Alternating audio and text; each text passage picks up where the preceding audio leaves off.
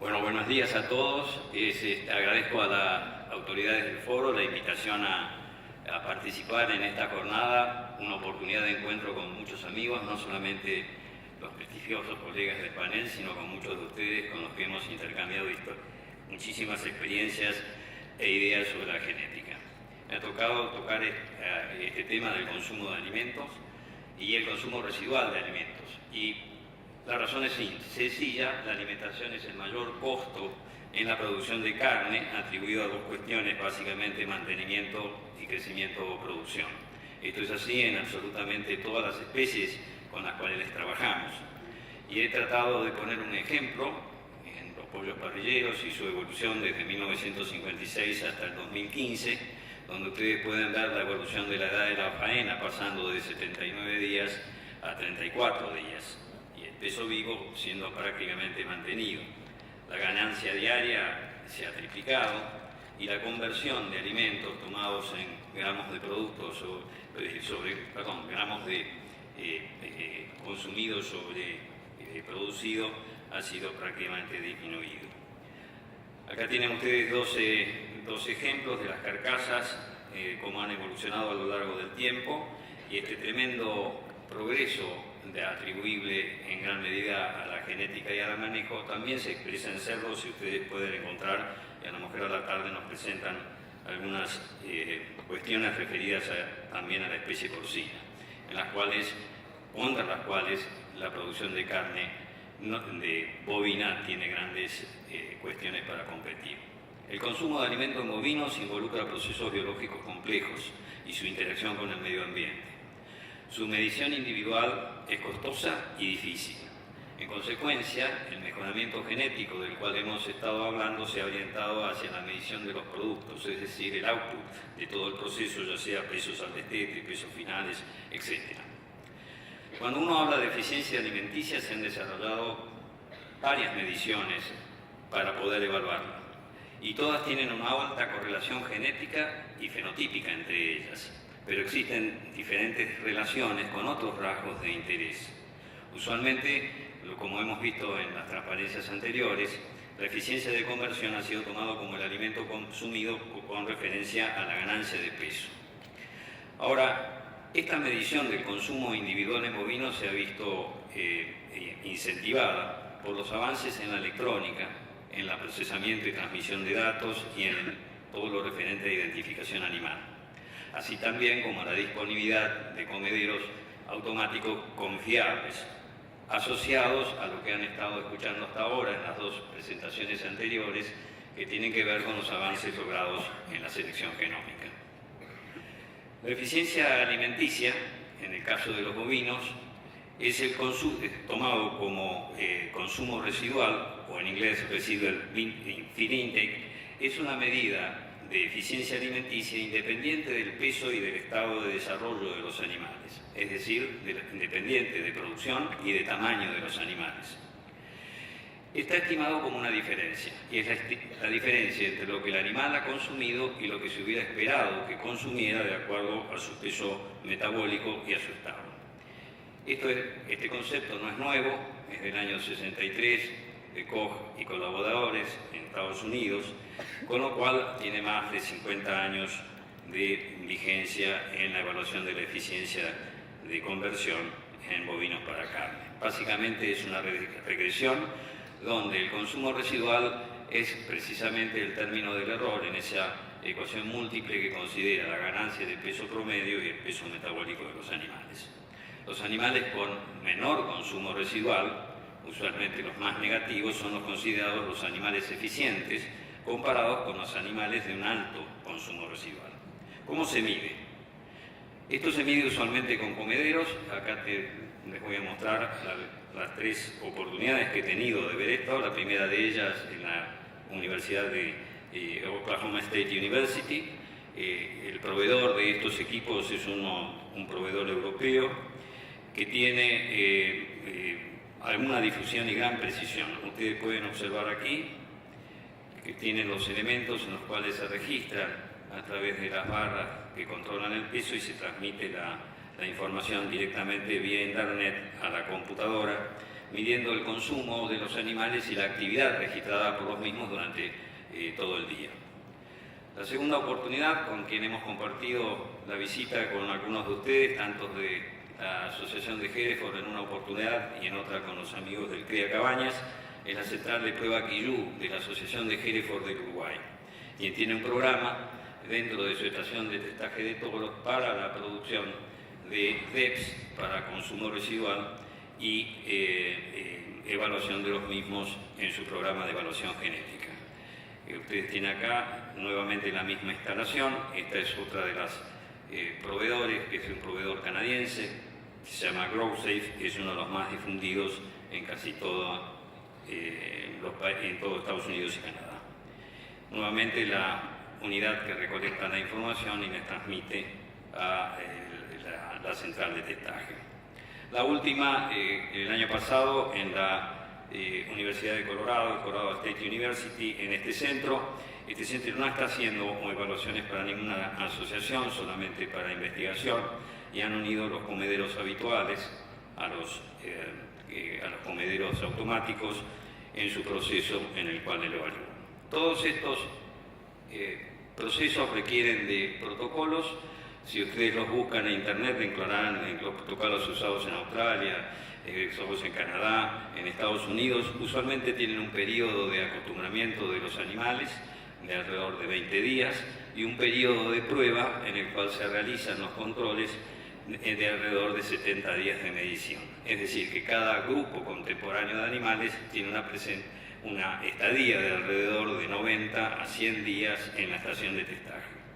Durante ese periodo se registra el consumo, obviamente en todas las oportunidades que el animal coma, las mediciones de ultrasonido, las mediciones de peso y obviamente el genotipado de los animales.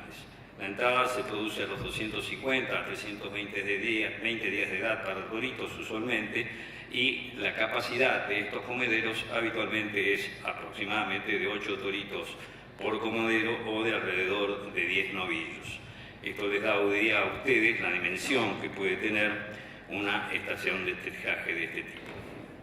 Ahora, con respecto a la heredabilidad, el consumo residual está moderadamente heredable, con una heredabilidad del 0,25 al 0,35 aproximadamente, que permite pensar el progreso genético.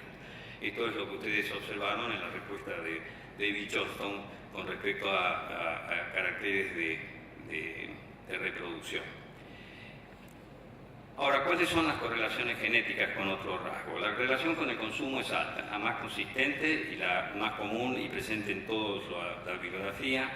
Es baja o nula con los caracteres de crecimiento y es también baja o nula con las características de carcasa, excepto en lo que se refiere a la deposición de grasa de cobertura, que es moderadamente baja. También es baja en calidad de carne y se encuentran diferencias en las correlaciones que tienen que ver con la reproducción entre Bos taurus y Bos indicus, y es consistente con lo que vimos en la presentación anterior. En cuanto a novillos Brahman, en evaluaciones más recientes, ahí tienen ustedes las correlaciones genéticas con espesor de grasa dorsal, con área de ojo de bife, con grasa intramuscular y con resistencia al corte. En cuanto a la reproducción, los datos han sido tomados de los mismos estudios que fueron mencionados en la presentación anterior, donde se observan diferencias entre Brahman y cruzas Brahman. Acá se refiere al mismo tipo de compuestos con inclusión de Brahman que mencionaba Johnston anteriormente. Acá ustedes tienen las correlaciones genéticas con edad al primer cuerpo lúteo observado, los días de inicio, días desde el inicio del servicio al parto, el porcentaje de destete en vaquillonas y el porcentaje de destete hasta en 6 partos, que era, supongo, el mismo estudio que fue mencionado anteriormente. Como pueden ver ustedes, las diferencias entre Brahman y sus cruzas son realmente muy distintas. Ahora, uno de los componentes importantes del consumo residual no solamente tiene que ver con la eficiencia económica, sino también con su relación con la producción de gases de efecto invernadero. En esta transparencia ustedes pueden ver el resultado de que al comparar animales de alto versus bajo consumo residual, se pueden obtener resultados en novillos que son hasta el 28 o el 30% menos en Canadá, 25% menos en estudios en Australia, y hay diferencias en cuanto a las vacas, en las cuales hay diferencias significativas en vacas en pasturas de alta calidad, mientras las diferencias no son significativas en vacas en pasturas de baja calidad. Esta cuestión tiene que ver importancia por la relación de la ganadería con la emisión de gases de efecto invernadero. Acá tienen ustedes los resultados de la selección a lo largo del tiempo de dos líneas divergentes en cuanto a consumo residual de alimento. Como ustedes pueden ver, la selección es posible y como cualquier experimento en donde hay selección con un carácter moderadamente heredable, logramos diferencias consistentes entre ellas. En esta tabla he puesto solamente aquellos rasgos que tenían diferencias significativas. Había una gran cantidad de rasgos evaluados comparando los animales de la línea de bajo consumo residual y los de alto consumo residual. Ustedes pueden ver que en caracteres de crecimiento las diferencias significativas, altamente significativas, estaban en cuanto a grasa de cadera, obviamente en el consumo en kilos por día y obviamente también en el consumo residual o residual feed intake. En cuanto a calidad de carne, esas diferencias significativas estaban expresadas en espesor de grasa nuevamente y en resistencia al corte, pero a un día de maduración, no si a 7 días de maduración, los momentos donde las diferencias no eran significativas. Desde el punto de vista de la reproducción, dos estudios distintos comparaban los animales en cuanto a su porcentaje de parición, fecha de parto y porcentaje de destete. Y acá pueden ver ustedes que únicamente la fecha de parto, que está relacionada con el rasgo que Fito estuvo explicando en la presentación anterior, tenía diferencias significativas. Los mismos rasgos, porcentaje de parición y fecha de parto, pero ahora porcentaje de animales ciclando a la edad de 1 año, solamente tenemos nuevamente significativas la fecha de parto. Es decir, que en los dos estudios, los dos rasgos, el rasgo que más se ha visto afectado ha sido el tiempo al parto, que era lo que pudimos observar anteriormente. Conclusión que son las vacas de bajo consumo residual paren más tarde, son más flacas, producen terneros más livianos, pero al momento de evaluar la eficiencia global del sistema, la baja del consumo de alimentos para obtener esos terneros hace que sí sean siendo más eficientes que las de alto consumo residual. A fines del 2015-2016 generamos bajo el paraguas de UBATEC, que es una empresa de desarrollo tecnológico de la Universidad de Buenos Aires, un anteproyecto para desarrollar una estación de testaje para medir el consumo residual de alimentos en el campo de Los Patricios, que es administrado por la Facultad de Agronomía y Veterinaria de la Universidad de Buenos Aires.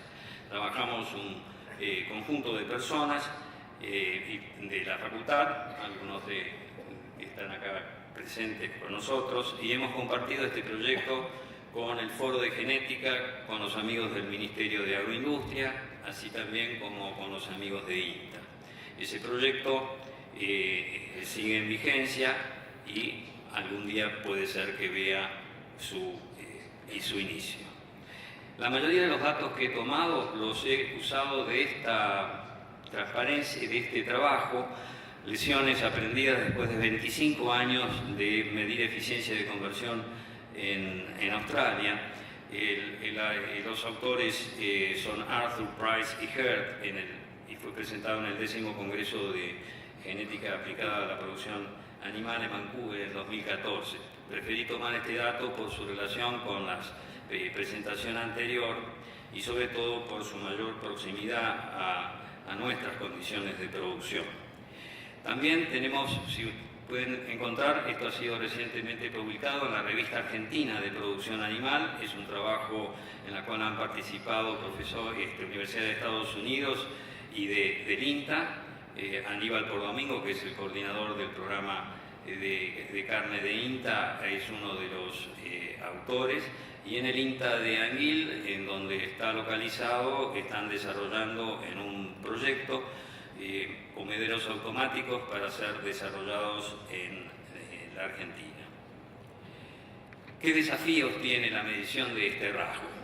En primer lugar, la comparación de las mediciones de consumo residual son efectuados en un periodo corto de tiempo con dietas altas en energía, es decir, que las mediciones en pastoreo representan un riesgo en cuanto a su comparación y a la validez de los mismos para todo el segmento de producción de carne, es decir, las vacas en pastoreo versus los novillos en sistemas más intensivos de alimentación.